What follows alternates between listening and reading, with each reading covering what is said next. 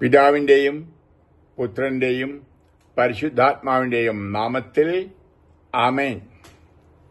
മിശിഹായിൽ സ്നേഹിക്കപ്പെട്ടവരെ, എൻ്റെ പ്രിയ മക്കളെ, കഴിഞ്ഞ 6 വെള്ളിയാഴ്ചകളിൽ കർത്താവിന്റെ പീഡാനുഭവത്തെപ്പറ്റിയുള്ള ചില ചിന്താശകലങ്ങൾ നിങ്ങളുമായി പങ്കുവച്ചു.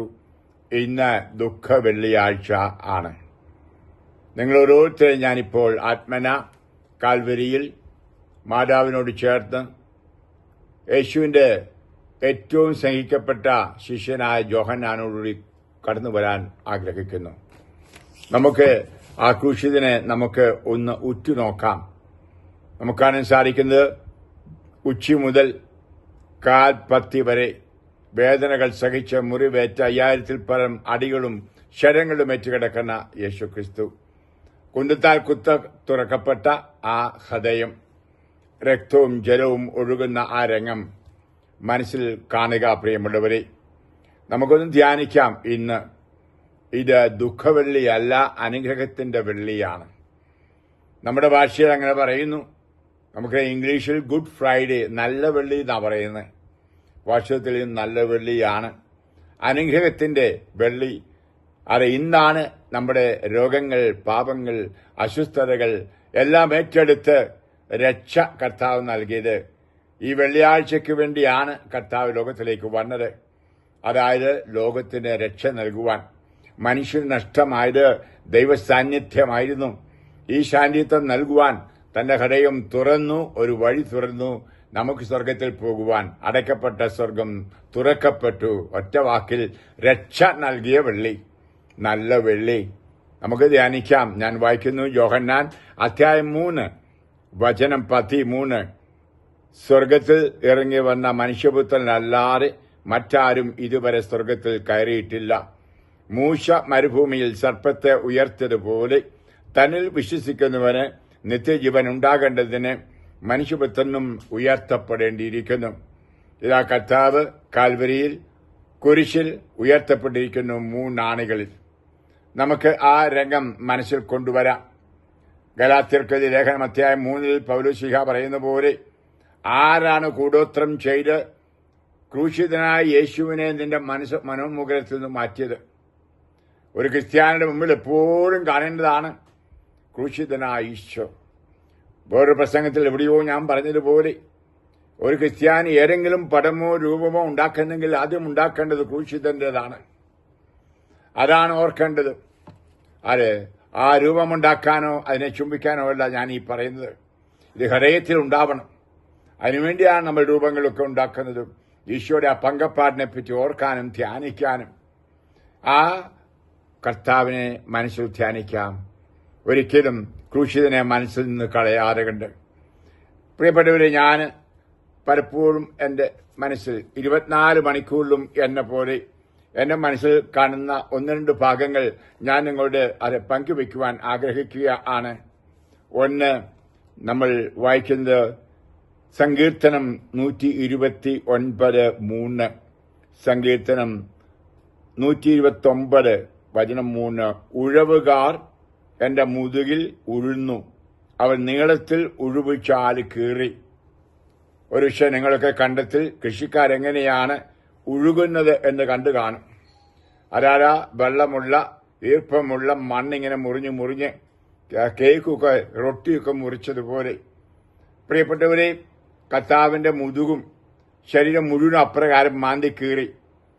അതായിരുന്നു ആ ചമ്മട്ടി കൊണ്ട് അടിയുണ്ടായത്. ഞാൻ പലപ്പോഴും എന്റെ ദർശനങ്ങളിൽ കാണാറുണ്ട്, ഈശോ കാണിക്കാറുമുണ്ട്, എപ്രകാരം മാംസം ഇങ്ങനെ മുറിഞ്ഞ് ഒരുപക്ഷെ ചില മുറിവിൽ കൂടി നമ്മുടെ വിരലിൽ കടത്താൻ കഴിയും. അത്രമാത്രം മുറിയപ്പെട്ട യേശുവിനെ പലപ്പോഴും നമുക്ക് കാണാൻ സാധിക്കും. ഞാനും കാണാറുണ്ട്. എന്റെ മക്കളെ, ആ യേശുവാണ് ആ കുരിശിൽ ഇപ്പോൾ തൂങ്ങിക്കിടക്കുന്നതായിട്ട് നമ്മൾ കാണുന്നത്. അപ്പോൾ ആ മുഖത്തേക്ക് നമുക്കൊന്ന് ശ്രദ്ധ ചൊലുത്താം. യേശയ്യ 52:14. അവനെ കണ്ടവർ അമ്പരന്നു പോയി, മനുഷ്യനെന്ന് തോന്നത്തക്ക വിധമല്ലാതെ തോന്നാത്ത വിധം അവൻ വിരൂപനായിരുന്നു. അവന്റെ രൂപം മനുഷ്യന്റേത് അല്ല. പ്രിയപ്പെട്ടവരെ, ഒന്ന് ഓർക്കണം, ആ മുഖത്തേക്ക് നോക്കാം. കോമളനായി ആത്മാവിൽ നിറഞ്ഞ് എല്ലാവർക്കും പുഞ്ചിരിയേകി കിടക്കുന്ന പുൽക്കൂട്ടിലെ ഉണ്ണി പരിശുദ്ധ കന്യകാമറിയത്തിൽ പിറന്നപ്പോൾ എന്തു ഭംഗിയായിരുന്നു കാണാൻ. ആ മുഖമാണിപ്പോൾ ചമ്മട്ടിയുള്ള തലയിലെ അടിയും ഈ മുറിവുകളെല്ലാമായിട്ടും ശരീരം മുഴുവൻ മാന്തിക്കേറി ഉഴവിച്ചാല് പോലെ രക്തം ഒഴുകി ആ ഇടിയും തൊഴിയും കൊണ്ടും കരിവാളിച്ചു. അതെ, മുഖം കറുത്തുപോയി എന്നാണ് ഇംഗ്ലീഷിൽ പറയുന്നത്, മാർഡ്. ആർക്കും കാണാത്ത വിധം വിരൂപമായി കറുത്തും അതെ മുറിഞ്ഞും ചറഞ്ഞും. അതെ, ആ കോമളനായ യേശുവിന്റെ അതേ മുഖം നമുക്ക് നമ്മളിലേക്ക് നോക്കാം. നമ്മളിൽ സംഭവിച്ചതാണ് ഈശോയിലും. കാരണം നമ്മുടെ ജഡം, നമ്മുടെ ശരീരമാണ് അവിടുന്ന് അവന്റെ ശരീരത്തിൽ പേറിയത്. നാം ഓരോരുത്തരും ജനിച്ചപ്പോൾ ആത്മാവിനെ നമ്മുടെ മേലൂടി. നമ്മളും കോമളന്മാരായിരുന്നു, കർത്താവിന്റെ ദൈവത്തിന്റെ ഛായയും സാദൃശ്യവും ഉള്ളവർ. എന്താണ് ദൈവഛായ? നമുക്കറിയാം. ദൈവത്തിന്റെ സ്നേഹം, ദൈവത്തിന്റെ നന്മ, ദൈവത്തിന്റെ വിശുദ്ധി. ആത്മാവിലൂടെ ഇതെല്ലാം നമ്മളിൽ പകർത്തിയിരുന്നു നമ്മൾ ജനിച്ചപ്പോൾ തന്നെ.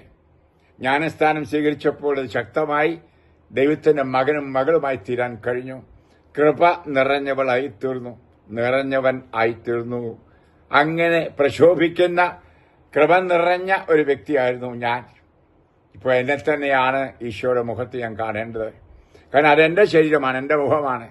ഞാൻ പാപം ചെയ്യുമ്പോൾ വികൃതമായ മുഖം, കരിവാളിച്ച മുഖം, മുറിപ്പെട്ട മുഖം, വേദന നിറഞ്ഞ മുഖം, മ്ലാനമുള്ള മുഖം നമുക്ക് ധ്യാനിക്കാം, ചിന്തിക്കാം. ആ കൈകൾ അത് മാറോട് ചേർത്ത് വെച്ചുകൊണ്ട് പ്രിയപ്പെട്ടവരെ, ഇവിടെ നമ്മൾ സൂക്ഷിച്ചു നോക്കുമ്പോൾ കാണുന്ന എന്താണ്?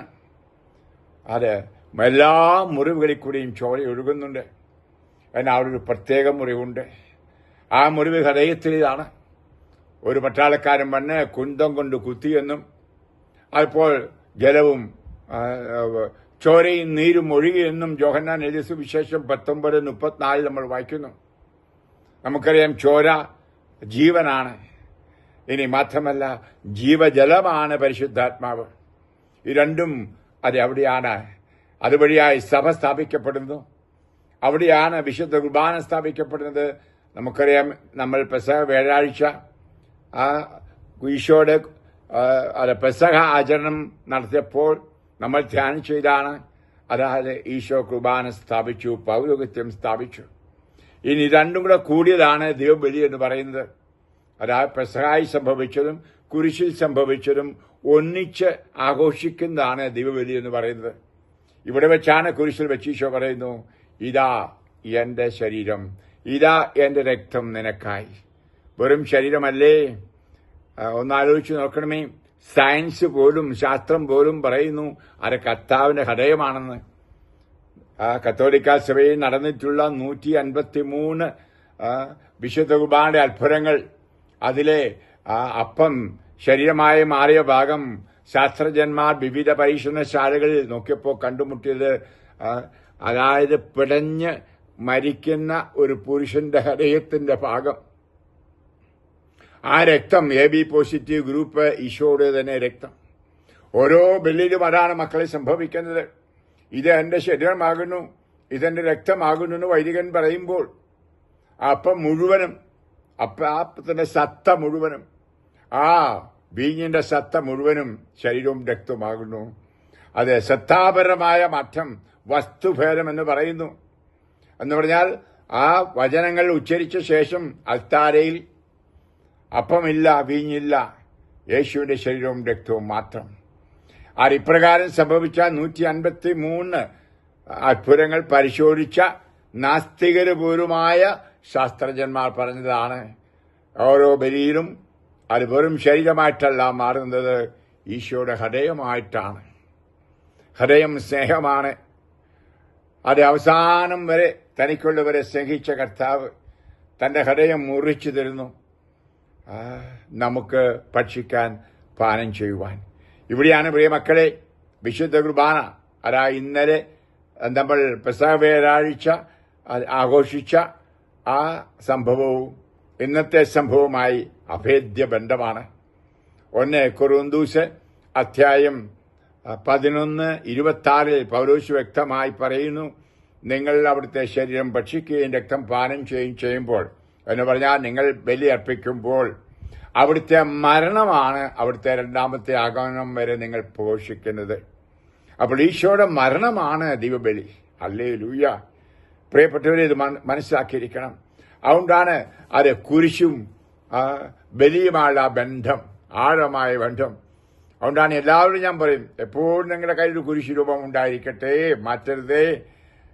രൂപം വേണമെന്നല്ല, രൂപം എന്നെപ്പോലെ ഇങ്ങനെ ഞാൻ മണ്ടനായതുകൊണ്ട് എപ്പോഴും കരുത്തിലിടും, എന്റെ തലനെ കീഴേ വെക്കും, കൂടെ കൊണ്ടുനടക്കും. കാരണം എനിക്ക് എപ്പോഴും ഓർക്കാൻ പറ്റത്തില്ല. എന്നെ ഓർമ്മിപ്പിക്കുന്നതാണ് ഇവയൊക്കെ. 24 മണിക്കൂറും എനിക്ക് കൺമുമ്പിൽ ഞാൻ കാണുന്നതും കാണേണ്ടതും ക്രൂശിതനെയാണ്. എന്നും അർപ്പിക്കുന്ന എന്റെ ബലി ആ കാൽവരി യാഗമാണ്. അതിന്റെ ഓർമ്മയാണ് എന്ന് പറഞ്ഞാൽ അതിനെപ്പറ്റിയുള്ള ആഴമായ അനുഭവമാണ് എന്റെ ഓരോ മിനിറ്റും, എന്റെ ജീവിതത്തിലെ ഓരോ മിനിറ്റുകളും ഓരോ സെക്കൻഡുകളും. പ്രിയപ്പെട്ടവരെ, ഇത് മറക്കരുത്. നമ്മൾ വായിക്കുന്നുണ്ട് ഹെബ്രായക്കാർക്ക് ലേഖനത്തിൽ വളരെ വ്യക്തമായിട്ട് ആ ഈശോയുടെ ആ ചങ്ക് മുറിച്ചപ്പോൾ ഉണ്ടായ സംഭവം നമുക്കറിയാം. നമ്മൾ വായിക്കുന്നുണ്ട്, ആ കുന്തം കൊണ്ട് കുത്തി രക്തവും ജലവും പുറപ്പെട്ടു. യേശു ജീവിച്ചപ്പോൾ പറഞ്ഞെന്താണ്? ഈ ദേവാലയം ഞാൻ നശിപ്പിക്കും, 3-ാം ദിവസം അത് പണിതുയർത്തും.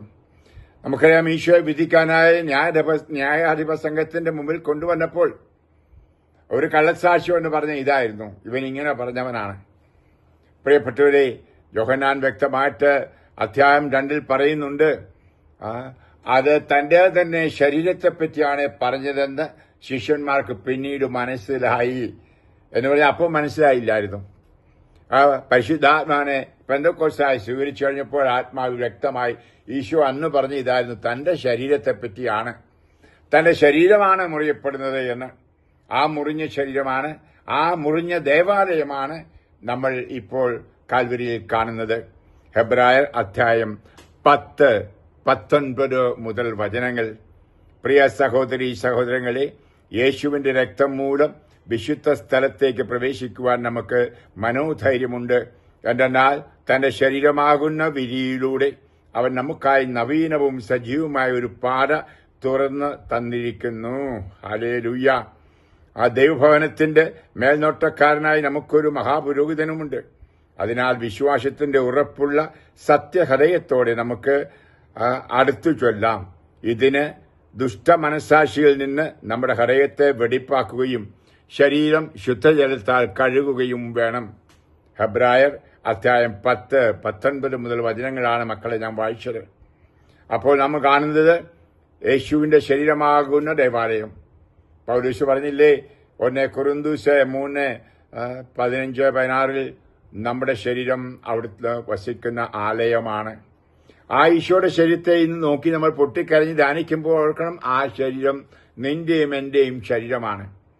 ഈശോ മാംസമായി എന്ന് പറഞ്ഞാൽ നമ്മുടെ മാംസമാണ് ഏറ്റെടുത്തത്. ഈ മാംസത്തിലെ പാപങ്ങൾക്ക് പരിഹാരമാണ് ഈ ചാട്ടവറിയും അടിയും തൊഴിയും സഹനവുമെല്ലാം. ആ ശരീരം എന്റെ ശരീരമാണ്. ആ കുരിശിലേത് എന്റെ ശരീരമാണ്. 2025 വർഷം മുമ്പ് മുറിയപ്പെട്ടത് എന്റെ ഹൃദയമാണ് മുറിയപ്പെട്ടത്. എന്തിന്? എന്നെ വിശുദ്ധീകരിച്ച സ്വർഗത്തിലേക്കുള്ള വഴി തുറക്കാൻ ഒരു പാത. ഈശോ പറഞ്ഞില്ല, വഴിയും സത്യവും ജീവനും ഞാനാകുന്നു, എന്നിലൂടെ അല്ലാതെ ആരും സ്വർഗത്തിലേക്ക് കടന്നു വരികയില്ല. ആ പാത ഈ ഹൃദയത്തിൽ ഒന്ന് സൂക്ഷിച്ചു നോക്കിക്കേ.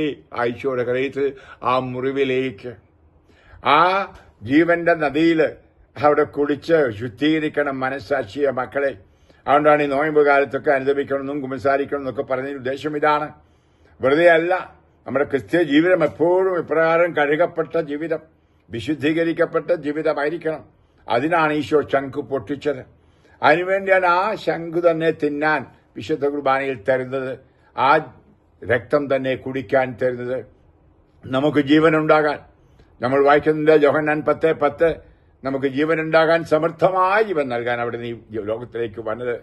അതെ, ഞാൻ പറയും, ഈശോ കുരിശിലും മരിച്ച് കുർബാന സ്ഥാപിച്ചില്ലായിരുന്നെങ്കിൽ ഈശോയുടെ വരവ് വെറും വ്യർത്ഥാവിലായിരുന്നു. കാരണം പിതാവായ ദൈവം മനുഷ്യനെ സൃഷ്ടിച്ചത് തന്റെ ഛായയിലും സാദൃശ്യത്തിലും. ആ വലിയ സുഹൃത്ത് ബന്ധമായിരുന്നു. വെയിൽ ആറാറായപ്പോൾ നമുക്കറിയാം, ആര്യമാരാവരോടൊത്ത് ദൈവം നടന്നു. ആ നടക്കുന്ന സുഹൃത്ബന്ധം നഷ്ടപ്പെട്ടു പാപം മൂലം. അത് കിട്ടാനായിട്ട് മനുഷ്യൻ പല പ്രയത്നങ്ങളും ചെയ്തു. പക്ഷെ മനുഷ്യന് സ്വമേധയാ സാധ്യമല്ലായിരുന്നു. അതിനുവേണ്ടി രക്തം ചിന്താനും അത് പാപപരിഹാരം ചെയ്യുവാനും പാപപരിഹാര ബലിയായിട്ടാണ് യേശുവിനെ പിതാവ് അയച്ചത് എന്നോർക്കണം. അങ്ങനെ എന്നെന്നും അവനോടുകൂടി ഉണ്ടായിരുന്ന വചനം മാംസമായി. ആ മാംസം നിന്റെയും എന്റെയും മാംസം. ഞാൻ പലപ്പോഴും പറഞ്ഞില്ല, ആ മാംസമാണ് ആ ദേവാലയത്തിൽ സമർപ്പിക്കപ്പെട്ടത്. ആ മാംസമാണ് ജോർദാനിൽ വെച്ച് സ്നാനപ്പെട്ടത്. ആ മാംസത്തിലാണ് ഈ സഹനങ്ങളെല്ലാം അവിടുന്ന് സഹിച്ചത്. ആ മാംസമാണ് ഇപ്പോൾ നീ കുരിശിൽ കാണുന്നത്. മക്കളെ മറക്കരുത്. അത് എന്റെ ശരീരം ഈശോ പറയുമ്പോൾ. അപ്പോൾ ഈ ശരീരത്തിൽ നമ്മൾ ശുദ്ധീകരിക്കപ്പെടണം. നമുക്കറിയാം 6 മണിക്കൂർ നേരം കടന്നു പടയാണ്. ലാമാ സബക്താനി, എന്തുകൊണ്ട് എന്നെ കൈവിട്ടു എന്ന് പോലും ചോദിച്ചു കർത്താവ്. നമുക്കറിയാം അവസാനം ജീവൻ വെടിഞ്ഞുവെന്ന്. ഈ 6 മണിക്കൂർ നേരം സഹിച്ചുകൊണ്ടിരുന്നപ്പോൾ യേശുവിന്റെ ശരീരത്തിൽ പിതാവ് കാണുന്നത് പാപവും പാപത്തിന്റെ പരിണിതഫലവും അനുഭവിക്കുന്ന നമ്മുടെ ശരീരമാണ്. നമ്മുടെ എന്ന് പറയുമ്പോൾ ഇന്ന് വരെ ജീവിച്ചവരുടെയും ഇപ്പോൾ ജീവിക്കുന്നവരെയും ഇനി ജീവിക്കാനുള്ളവരുടെയും ശരീരമാണ് ആ ശരീരത്തിൽ കാണുന്നത് എന്നോർക്കണമേ. ആ വേദനയിലൂടെ, കർത്താവിന്റെ വേദനയിലൂടെ, സഹനത്തിലൂടെ ലോകം മുഴുവൻ ശുദ്ധീകരിക്കപ്പെട്ടു. പിതാവ് കണ്ടു നിന്നെയും എന്നെയും വെണ്മയുള്ള നിർമ്മലമായ ഹൃദയവും ശരീരവുമുള്ളവരായിട്ട് യേശുവിന്റെ ശരീരത്തിൽ. അപ്പോഴാണ് മകനെ ഇങ്ങു പോര്. അപ്പോഴാണ് മകൻ പറഞ്ഞത്, അങ്ങയുടെ കരങ്ങളിൽ എന്റെ ആത്മാവിനെ അർപ്പിക്കുന്നുവെന്ന്. അതുവരെ പറ്റില്ല. കാരണം ദൈവം വിശുദ്ധിയിലാണ്, അതിവിശുദ്ധിയിലാണ് ജീവിക്കുന്നത്. പരിശുദ്ധൻ പരിശുദ്ധൻ പരിശുദ്ധനെന്ന് സദാസമയം സ്വർഗത്തിലുള്ളവർ വിളിച്ചു പറയുന്ന ആ സാന്നിധ്യത്തിൽ കഴിയുന്ന കർത്താവിന് പാപമുള്ള ഒരു വ്യക്തിയെ സ്വീകരിക്കാൻ പറ്റത്തില്ല. തന്റെ ഹൃദയവാതിലിലൂടെ സ്വർഗത്തിലേക്ക് കയറ്റാൻ പറ്റില്ല. അപ്പോൾ കണ്ടു അവരുടെ പാപങ്ങൾ ക്ഷമിക്കപ്പെട്ടത് ഏകജാതനായ യേശുവിന്റെ രക്തത്താൽ. മക്കളെ ധ്യാനിക്കണം. പറഞ്ഞു പോയ സമയം ഒത്തിരി എടുക്കുന്നുണ്ട്. ദീർഘിപ്പിച്ചാൻ പറയാത്തത്, ഈശോ നിന്റെ ശരീരത്തിൽ പാപത്തിന്റെ കറയുള്ളപ്പോൾ നിനക്ക് ആ സ്വർഗ കവാടത്തിലൂടെ കടന്നു പോകാൻ സാധ്യമല്ല. സത്യമായി പറയുന്നു. അതുകൊണ്ടാണ് വെളിപാട് പുസ്തകം പറയുന്നത്, പാപത്തോടുകൂടി ആർക്കും അവിടുത്തെ സന്നിധിയിൽ പോകാൻ സാധ്യമല്ല. അതുകൊണ്ടാണ് എപ്പോഴും വിശുദ്ധിയിൽ, കൃപയിൽ നമ്മൾ ജീവിക്കേണ്ടത്. മക്കളെ, ക്രിസ്ത്യ ജീവിതം ഈ ആഘോഷമല്ല, ഈ പ്രകടനങ്ങളൊന്നുമല്ല, പള്ളിയല്ല, അല്ലെങ്കിൽ ഒത്തിരി ആചാരങ്ങളും അനുഷ്ഠാനങ്ങളും ഒന്നും അല്ല. പിന്നെയോ യേശുവിനോടൊത്തുള്ള ജീവിതം, അവിടുത്തെ സ്വന്തമാക്കിയുള്ള ജീവിതം, അവിടുത്തെ പോലെ ആകുന്ന ഒരു ജീവിതം, ഒരു ദൈവ പൈതലായി മാറുന്ന ജീവിതം. ആ രൂപാന്തരീകരണം സംഭവിച്ചേ മതിയാവൂ. അങ്ങനെയുള്ള ക്രിസ്ത്യാനികളെയാണ് ഇന്ന് കർത്താവ് വേർതിരിച്ചു മാറ്റി നിർത്തുന്നത്. ഒരു ചെറിയ ഗ്രൂപ്പായിരിക്കാമെങ്കിലും, അതെ, നാം പൗലോസ്ലീഹാ പറഞ്ഞില്ലേ, എല്ലാ ക്രിസ്ത്യാനികളും കൊല്ലപ്പെട്ടാലും എനിക്കായിട്ടുള്ള 7000 പേരെ ഞാൻ മാറ്റി നിർത്തിയിട്ടുണ്ട്. ഹല്ലേലൂയ. അത് 7000 ആയിരിക്കാം, 70,000 ആയിരിക്കാം, 7 ലക്ഷമായിരിക്കാം. യേശുവിനായിട്ടുള്ളവരെ, യേശുവിന്റെ കൃപയിലായിരിക്കുന്നവരെ മാറ്റി നിർത്തിയിട്ടുണ്ട്. ഈ അവശിഷ്ട ഭാഗമായിരിക്കാം പ്രിയമുള്ളവരെ ഈ മതപീഡന കാലത്ത്. ഞാനിത് പറയുന്നു, 6 നൂറ്റാണ്ടിലെ പോലുള്ള മതപീഡന കാലമാണ് ഇപ്പോൾ. നമുക്കറിയാം നമ്മുടെ കേരളത്തിൽ പോലും എത്രമാത്രം കുരിശുകൾ തള്ളിത്തകർത്തിരിക്കുന്നു, സഭയ്ക്കെതിരായ പ്രവർത്തനങ്ങൾ. അത് കഴിഞ്ഞ ദിവസം ഡൽഹിയിൽ പരിപൂർണം നടത്തിക്കൊണ്ട് കുരിശിന്റെ വഴി പോലും അത് ഗവൺമെന്റ് അനുവദിച്ചില്ല. ഇത് വടിവെട്ടാൻ പോയിട്ടേ ഉള്ളൂ. ഞാൻ പറഞ്ഞതുപോലെ മതപീഡനം കേരളത്തിൽ നിന്നല്ല, ഭാരതത്തിൽ മുഴുവൻ ഉണ്ടാകും. നിങ്ങൾ കേട്ടു, അതെ, ഒരു വലിയ മതപീഡനം വന്ന് നമ്മളെ മുഴുവനും ഭാരതത്തിൽ തുടച്ചു മാറ്റാനുള്ള വലിയ അജണ്ടകളുണ്ട്. പ്രിയപ്പെട്ടവരെ, എന്നാൽ ക്രിസ്തുവിന്റെ സഭയെ, ആ ക്രിസ്തുവിൽ വിശ്വസിക്കുന്നവരെ തുടച്ചു നിൽക്കാൻ ഒരുത്തർക്കും സാധ്യമല്ല. അതാരാണ്? ഈ വലിയ പള്ളിയും ഈ വലിയ അനുഷ്ഠാനങ്ങളും പെരുന്നാളും പ്രദർശനവും ചണ്ടയും കൂട്ടി നടക്കുന്നവരല്ല. യഥാർത്ഥ ക്രിസ്ത്യാനിയെ ഒരുപക്ഷെ പലരും കണ്ടെന്നു വരില്ല. അവൻ ഗുഹകളിലായിരിക്കാൻ താമസിക്കുന്നത്. അവൻ ബലിയർപ്പിക്കുന്ന മരത്തിന്റെ മൂട്ടിലോ പാറപ്പുറത്തോ ആയിരിക്കാം. 6 നൂറ്റാണ്ടിലെ പോലെ ഒരുപക്ഷെ വലിയ പള്ളിയില്ല, അല്ലെ ബസിലിക്ക ഇല്ല, ഒരുപക്ഷെ അവിടെ അൽത്താരയില്ല, തടി കൊണ്ടോ സ്വർണം കൊണ്ടോ ഉണ്ടാക്കിയ അൽത്താരയില്ല, മാത്രാന്മാർക്ക് വടിയും മുടിയും ഇല്ല. അക്കാലം വന്നു കഴിഞ്ഞു എന്ന് ഞാൻ പറയും. പ്രിയമുള്ളവരെ, സത്യത്തിലും ആത്മാവിലും കർത്താവിനെ സ്തുതിക്കുന്ന ഗ്രൂപ്പുകളായിരിക്കും ഉണ്ടായിരിക്കുന്നത്. അതിനെ തകർക്കാൻ ആർക്കും സാധ്യമല്ല. ബെനഡിക്റ്റ് മാർപ്പാപ്പ ആയിരുന്ന ബെനഡിക്റ്റ് പിതാവ് കർദിനാളായിരുന്ന കാലത്ത് പറഞ്ഞതുപോലെ ഇന്നത്തെ സഭ ഇല്ലാതായിത്തീരും. ഒരു ചെറിയ സഭയാണ് ഉണ്ടാകാൻ പോകുന്നത്. അത് നിയമം അനുസരിക്കുന്നതായിരിക്കും, വിശുദ്ധിയിലായിരിക്കും, അത് പ്രകാശിക്കുന്നതായിരിക്കും. അത് ഒരു അവശിഷ്ട ഭാഗമായിരിക്കും. അവരിലൂടെ ആയിരിക്കും പിന്നീട് കർത്താവ് യഥാർത്ഥ സഭ കെട്ടിപ്പടുത്ത് ഉയർത്തുന്നത്. പൗലോസ്ലീഹ തന്നെ 8-ാം അധ്യായം റോമാക്കാർക്ക് ലേഖനത്തിൽ പറഞ്ഞില്ലേ, ലോകം മുഴുവനും, ലോകത്തുള്ള എല്ലാവരും ഈറ്റുനോവ് അനുഭവിക്കുകയാണ് ദൈവമക്കളെ കാണാൻ. ആരാണ് ദൈവമക്കൾ? ക്രിസ്ത്യാനികൾ. എന്നാൽ അവരെ ദൈവമക്കളായിട്ട് കാണുന്നില്ല. ഇന്ന് ദൈവമക്കൾക്കടുത്ത കൃപയിൽ ജീവിക്കുന്നതായിട്ട് കാണുന്നില്ല. അങ്ങനെ ജീവിക്കുന്ന ഒരു സമൂഹം ഇവിടെ ഉണ്ടാകും. അത് ഭൂമിയുടെ വെളിച്ചമായിരിക്കും. ആ ഭൂമിയുടെ ഉപ്പായിരിക്കും. ലോകത്തിന് ഉപ്പ് നൽകുന്ന, രുചി നൽകുന്ന, പ്രകാശം നൽകുന്ന ക്രിസ്ത്യാനികൾ അത് വന്നുകൊണ്ടിരിക്കുന്ന ആ പീഡനകാലത്തിലൂടെ കടന്നു പോകുമ്പോഴാണ് ഇന്നത്തെ ദുഃഖ വെള്ളിയാഴ്ച ആചരണത്തിനൊക്കെ അർത്ഥമുണ്ട്. ഇത് ആചരണമല്ല, ഇത് നമ്മളെ ഓർമ്മിപ്പിക്കുകയാണ്.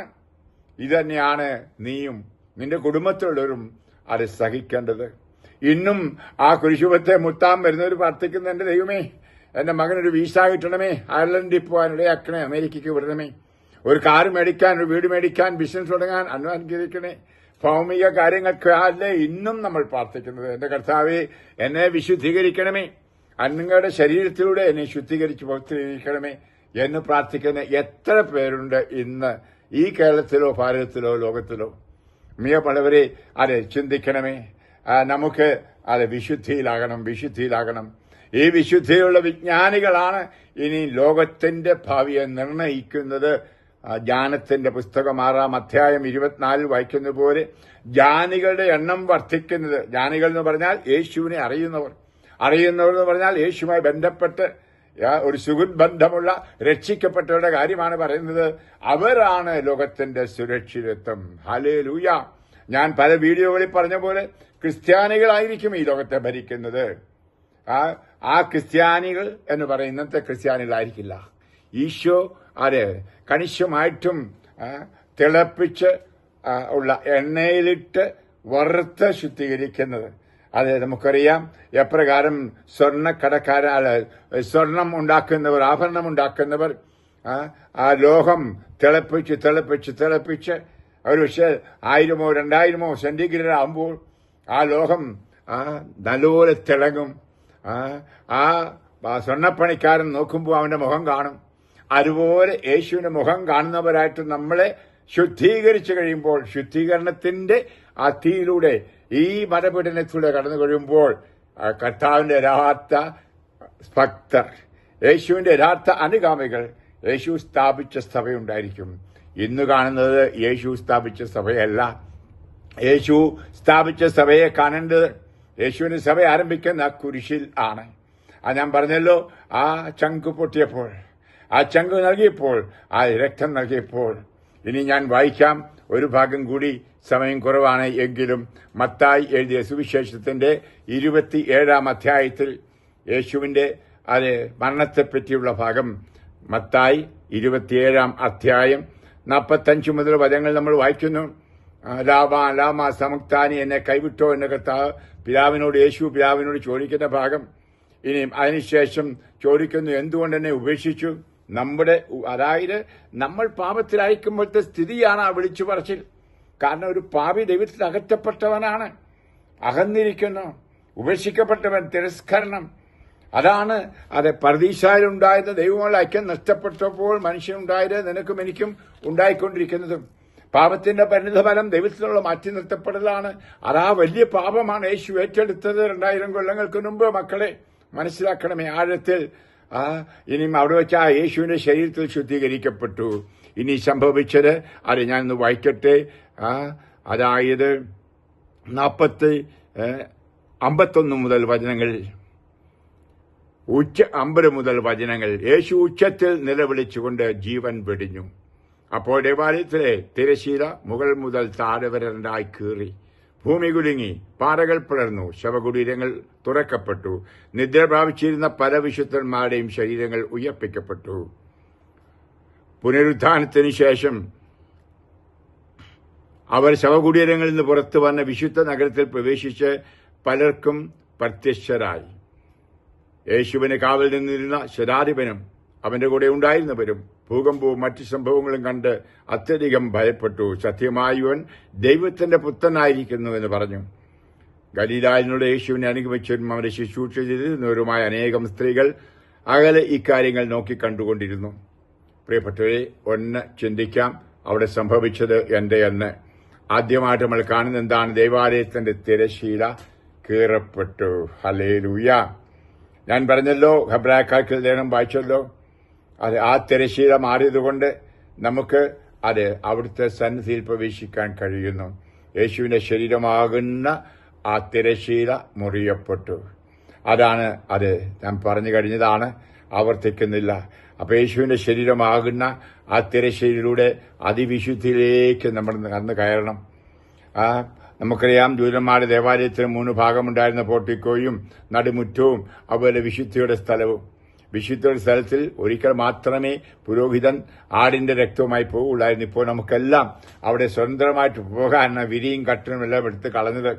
ഇനി അത് പുറമേ പറയുമ്പോൾ ആ വിരി യേശുവിന്റെ ശരീരമാണ്.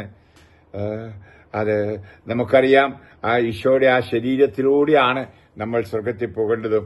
അതെ, അതിനുശേഷം പറഞ്ഞിരിക്കുന്ന നോക്കണമേ, എന്ത് സംഭവിച്ചു എന്ന്. ശവകുടീരത്തിലുള്ളവർ ചാടി എഴുന്നേറ്റ് പട്ടണത്തിലുള്ളവർക്ക് പ്രത്യക്ഷപ്പെട്ടു. ഹല്ലേലൂയ. നമ്മുടെ വിശുദ്ധ കുർബാനയ്ക്ക് ഉള്ള ആ ശക്തി, യേശുവിന്റെ കാൽവരിയിലെ മരണത്തിനുള്ള ശക്തി, അതാണല്ലോ കുർബാന. ഞാൻ പറഞ്ഞല്ലോ. അപ്പോൾ ശവകുടീരങ്ങളെ തകർത്ത് മരിച്ചവരെ ഉയർപ്പിക്കാൻ കഴിയും. അതുകൊണ്ടാണ് നമ്മൾ കത്തോലിക്കര് മരിച്ചവർക്ക് വേണ്ടി കുർബാന കണ്ട് കാഴ്ചവെക്കുന്നതും കുർബാന ചൊല്ലിപ്പിക്കുന്നതുമെല്ലാം. കാരണം ആ കർത്താവിന്റെ കാൽവരിയിലെ ബലിക്ക് ശവകുടീരങ്ങളെ തകർത്ത് മരിച്ചവരെ ഉയർപ്പിക്കാൻ കഴിവുണ്ട്. വിശ്വസിക്കൂ മക്കളെ. ആ ബലി തന്നെയാണ് ഏത് അച്ഛനായാലും, ചെറുപ്പക്കാരനോ വലിയവനോ മേലാത്തവനോ എന്നെപ്പോലെ വീൽചെയറിലോ ഇരുന്നുകൊണ്ട് കുർബാന ചെല്ലുന്നവരായിരിക്കാം. ഓരോ കുർബാനയും അതെ മരിച്ചവരെ ഉയർപ്പിക്കാൻ ശക്തി ഉള്ളതാണ്. ഹല്ലേലൂയ. നിന്റെ വിശ്വാസം എവിടെ മക്കളെ? രണ്ടാമത് വലിയ സംഭവം, ശതാധിപൻ അവന്റെ കൂടെ ഉണ്ടായിരുന്നവരും കൂടി പറഞ്ഞു, അതെ സത്യമായും ഈ ദൈവപുത്രനായിരുന്നുവെന്ന്.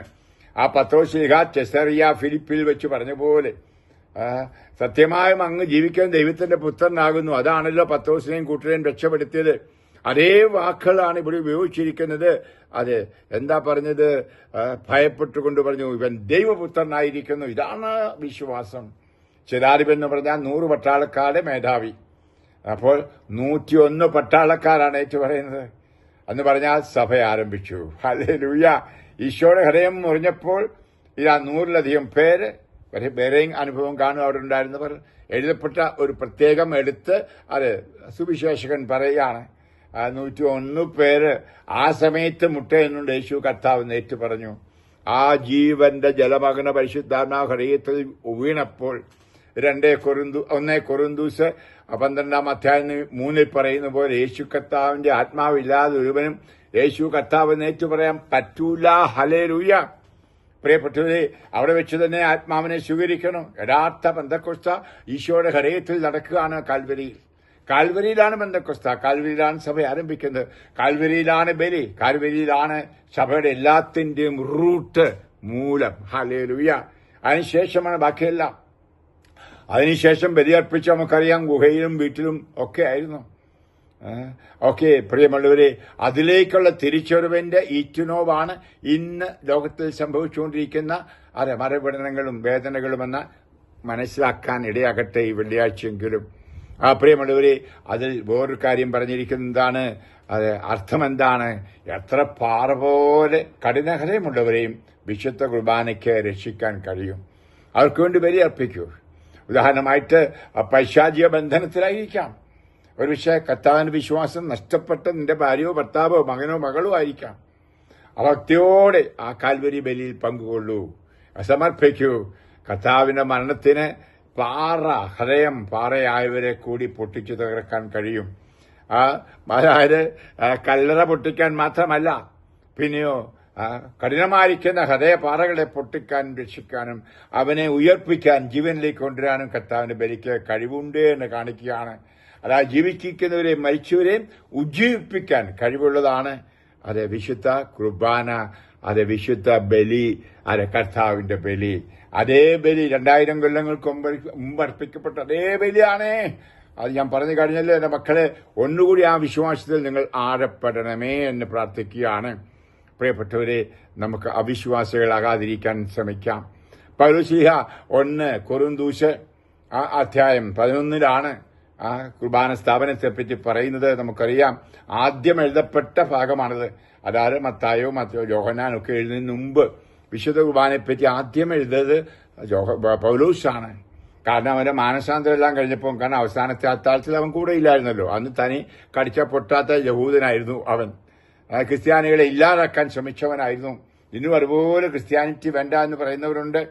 ആ ഫിലിം വഴിയും പ്രസംഗം വഴിയും അല്ലെങ്കിൽ പലതരത്തിൽ അധികാരത്തിൽ ഇരുന്നുകൊണ്ട് അത് ക്രിസ്ത്യാനികളെ കൊന്നൊടുക്കെ നശിപ്പിക്കുവാൻ, സഭയെ നശിപ്പിക്കാൻ നോക്കുന്ന അനേകം പേരുണ്ട് മക്കളെ. അതുപോലെയുള്ളവരെ ഈശോയുടെ ബലി വിശ്വാസത്തോടെ അർപ്പിക്കൂ. തകർക്കും. മാനസാന്തരം ഉണ്ടാകും. പക്ഷെ ഇന്നത്തെ മതിലേക്കെടുത്ത ക്രിസ്ത്യാനികളെക്കാൾ വന്മയുള്ള പ്രക്ഷോഭിക്കുന്ന ക്രിസ്ത്യാനികളായത് അവർ മാറും. ആ കർത്താവിന്റെ അവിടെ വെച്ച് ബറാബാസിന് വരെ മാനസാന്തരം ഉണ്ടായെന്നാണ് ചില ഐതിഹ്യങ്ങൾ പറയുന്നത്. അതായത് ആ ബറാബാസ് അറിഞ്ഞില്ല യേശുവിന് പകരമാണ് അവൻ രക്ഷിക്കപ്പെട്ടെന്ന്. അവൻ ആരോ പറഞ്ഞു കേട്ടു, ഒരു പെണ്ണാ പറഞ്ഞെന്നാ പറയുന്നത്. അവൻ ഓടി കാൽവരിയിൽ ചെന്നപ്പോൾ കാണുന്ന ഈശോ ഇങ്ങനെ മരിച്ചു കിടക്കുന്നതാണ്. അതിന്റെ ദൈവമേ, എന്റെ പാപത്തിന് ഞാനായിരുന്നു മരിക്കേണ്ടത് ഇപ്രകാരം.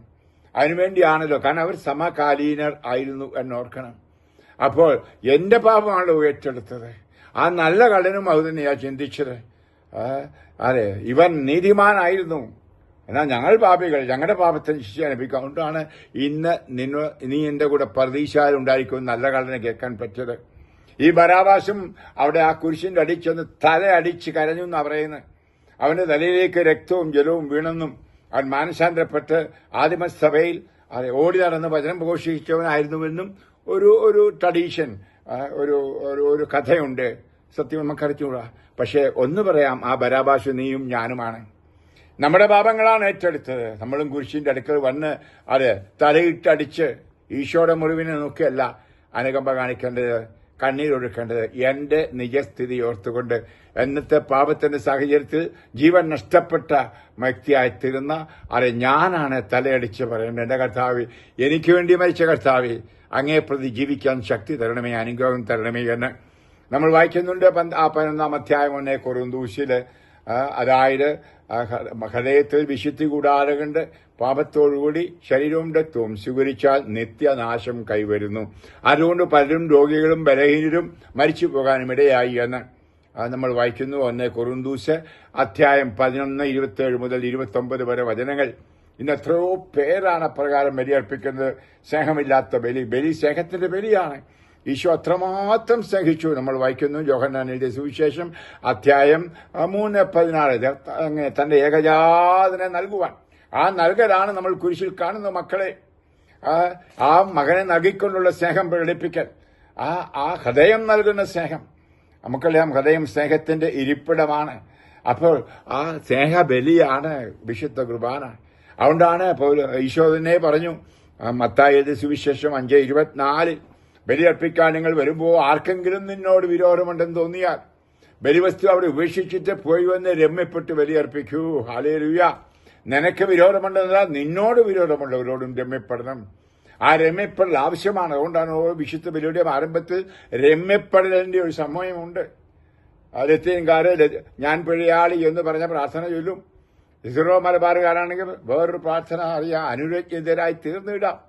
അങ്ങനെ അനുരജ്ഞനവും സ്നേഹവും ഇല്ലാതെ അർപ്പിക്കുന്ന ബലി കർത്താവിന് സ്വീകാര്യമല്ല. ഇന്നേറെ ബലികൾ അപ്രകാരം സ്വീകരിക്കപ്പെടുന്നില്ല. പ്രിയ മക്കളെ, വൈദികരോടും സഹോദരങ്ങളോടും ഞാൻ മക്കളെ വിളിച്ചുകൊണ്ട് പറയുകയാണ്.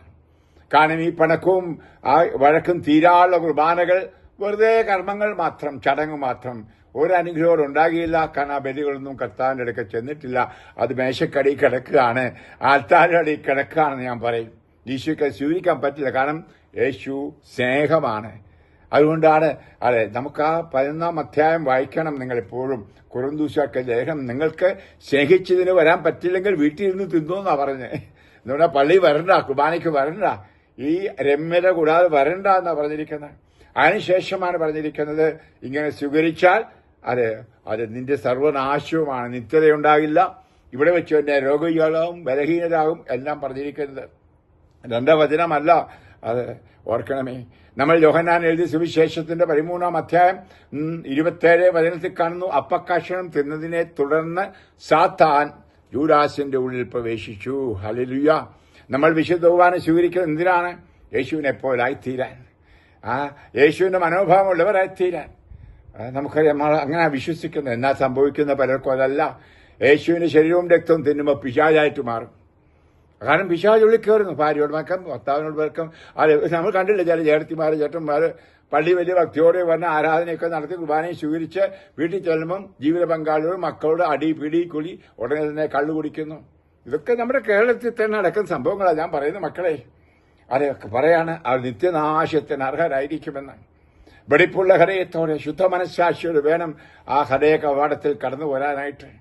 ആ സ്വർഗത്തിലേക്ക് പോകണമെങ്കിൽ പ്രിയപ്പെട്ടവരെ, നമുക്ക് സാത്താനെ ഉള്ളിൽ കയറ്റുന്ന ദൈവകാരണ സുഗന്ധങ്ങൾ വേണ്ട എന്ന് വയ്ക്കാം. യേശുവിനെ ആയിരിക്കട്ടെ, യേശുവുമായി ഐക്യപ്പെടാൻ എന്റെ ശരീരം തിന്നുകയും രക്തം കുടിക്കുകയും ചെയ്യുന്നവൻ എന്നിലും ഞാൻ അവരിലും വസിക്കും എന്ന് യോഹന്നാൻ 6-ാം അധ്യായം 56 പറഞ്ഞത് നമ്മൾ അന്വർത്ഥമാകണമെങ്കിൽ എല്ലാ വിരോധങ്ങളും പണക്കങ്ങളും എല്ലാം മാറ്റണം. ആ ഈശോയെ നോക്കണം. ഇവർ ചെയ്യുന്നത് എന്തെന്നറിയുന്നില്ല എന്ന് പറയുന്നതുകൊണ്ട് ക്ഷമിക്കുന്ന കർത്താവിനെ അത് ഹൃദയത്തിൽ സ്പർശിക്കട്ടെ. അങ്ങനെ ക്ഷമ കൊടുത്തിക്കുന്ന ദിവസമായിരിക്കട്ടെ ഈ നല്ല വെള്ളി, ഈ ദുഃഖ വെള്ളി. പ്രിയപ്പെട്ടവരെ, ഇല്ല ഇതൊക്കെ ചുമ്മാ ആചരണം പൂച്ച് ദുഃഖ വെള്ളിയാഴ്ച ഒരിക്കലും പള്ളിയിൽ പോകാത്തവർ പോലും വരുമെന്ന് എനിക്കറിയാം. പ്രിയപ്പെട്ടവർ, എന്തിനു പള്ളിയിൽ പോയിട്ടൊന്നും കിട്ടാൻ പോകുന്നില്ല. അതെ, നിങ്ങൾക്ക് എന്തെങ്കിലും കിട്ടണമെങ്കിൽ ആ ക്രൂശത്തിന്റെ അടുക്ക വന്ന് ഈ ക്രൂശത്തിന്റെ വാക്കുകളും എന്തിനു വേണ്ടി അവൻ ആ കുരിശിൽ മരിച്ചു എന്നുള്ള കാര്യവും ആഴമായി മനസ്സിലാക്കിക്കൊണ്ട് യഥാർത്ഥമായ രൂപാന്തരീകരണം സംഭവിക്കണം. അത് 2 കൊറിന്തോസ് അധ്യായം 3:16 മുതൽ പറയുന്നുള്ള പോലെ ആരെങ്കിലും മാനസാന്തരപ്പെട്ട കർത്താവിലേക്ക് തിരിയുന്നുവെങ്കിൽ പരിശുദ്ധാത്മാവ് അവനെ സ്നേഹത്തിൽ നിന്ന് സ്നേഹത്തിലേക്ക്, പുണ്യത്തിൽ നിന്ന് പുണ്യത്തിലേക്ക്, വിശുദ്ധിയിൽ നിന്ന് വിശുദ്ധിയിലേക്ക് രൂപാന്തരപ്പെടുത്തും. അത് പരിശുദ്ധാത്മാവിന്റെ പ്രവർത്തനമാണ്. ഹല്ലേലൂയ. സംഭവിക്കട്ടെ. ആ ഹൃദയത്തിൽ നിന്നൊഴുകുന്ന ആ ജീവജലമാകുന്ന പരിശുദ്ധാത്മാവ് നിന്റെ ഹൃദയത്തിലേക്ക്, ഉച്ചിയിലേക്ക് വീഴട്ടെ. അങ്ങനെ മാനസാന്തരപ്പെട്ട് യേശുവിനെ പിൻചെല്ലുന്ന നല്ല ഉത്തമ ക്രൈസ്തവരായി മാറാൻ ഈ ദുഃഖവെള്ളിയാഴ്ച നിങ്ങളെ സഹായിക്കട്ടെ. 1 മിനിറ്റ് കണ്ണുകൾ അടയ്ക്കുക. കർത്താവേ, ശക്തമായ ഭാഷയിൽ ഏതാനും കാര്യങ്ങൾ ദുഃഖവെള്ളിയെപ്പറ്റി ഞാൻ ഈ മക്കളോട് സംസാരിച്ചു. ഏതെങ്കിലും ഇവരെ ഹൃദയങ്ങളെ സ്പർശിച്ചുവെങ്കിൽ യഥാർത്ഥ മാനസാന്തരം രൂപാന്തരീകരണം കൊടുക്കണമെന്ന് പ്രാർത്ഥിക്കുന്നു. കർത്താവേ, ദുഃഖവെള്ളിയുടെ അനുഗ്രഹം ഇവർക്ക് ലഭിക്കുമാറാകട്ടെ. ദൈവബലിയിൽ സംബന്ധിക്കുമ്പോൾ ആ വിശ്വാസത്തോടെ പോയി സംബന്ധിക്കുവാൻ, അങ്ങനെ കർത്താവ് ഓരോരുത്തരും ഒരു ദിവ്യബലിയായിത്തീരുവാൻ, ഒരു ബലിവസ്തുവായിത്തീരുവാൻ, വിശുദ്ധീകരിക്കപ്പെട്ട ബലിവസ്തുവായിത്തീരുവാൻ കൃപ നൽകണമെന്ന് ദാസൻ പ്രാർത്ഥിക്കുന്നു. ആരെല്ലാം എപ്പോൾ ഈ വചനം കേൾക്കുന്നു അവരെയെല്ലാം ഒത്തിരി സ്നേഹത്തോടെ അങ്ങേ പൊട്ടിയ ചങ്കു മുറിഞ്ഞ ആ ഭാഗത്തേക്ക് സമർപ്പിക്കുന്നു. മാതാവിന്റെ മാതൃഭക്തിയോടെ, സ്നേഹത്തോടെ, വിശ്വാസത്തോടെ, മാതാവിന്റെ പ്രാർത്ഥനയിലൂടെ, ആ യോസഫിന്റെ, യോഹന്നാന്റെ പ്രാർത്ഥനയിലൂടെയും ആ കുരിശിലുള്ള ആരെല്ലാം വിശ്വാസിക്കുന്നു.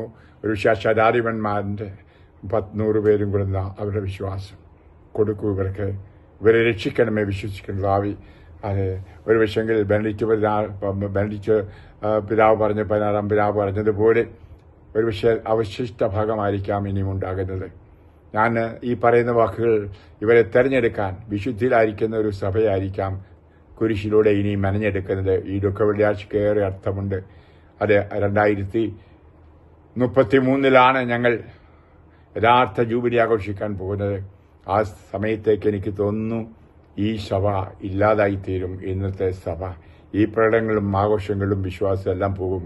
യഥാർത്ഥ ഭക്തർ, പാപത്തെ ത്യജിച്ചുകൊണ്ട് വിശുദ്ധിയിൽ ജീവിക്കുന്ന വ്യക്തികൾ, കൃപയിലായിരിക്കുന്നവരെ ഒന്നിച്ചുകൂട്ടും. കർത്താവ് വചനം കേൾക്കുന്ന ഓരോരുത്തരെയും ആ കൃപയിലാക്കുവാൻ ഈ ദാസൻ പ്രാർത്ഥിക്കുന്നു. അങ്ങനെ തെരഞ്ഞെടുക്കപ്പെട്ട 7000 ആ ജനങ്ങളോടുകൂടി ഇവരെ കൂട്ടിച്ചേർക്കണമേ. 7000-മോ 70,000-മോ 7 ലക്ഷമാകട്ടെ.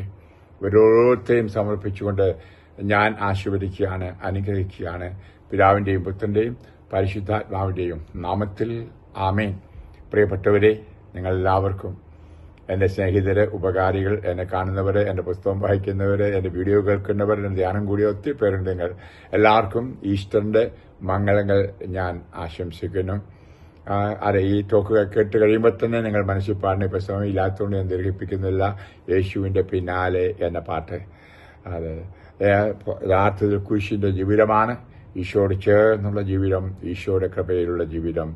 നിങ്ങളെല്ലാവർക്കും ഹാപ്പി ഈസ്റ്റർ. ഈശോ അനുഗ്രഹിക്കട്ടെ. ഈശോ ഉയർത്തെഴുന്നേറ്റു. ഹല്ലേലൂയ. ആമേൻ.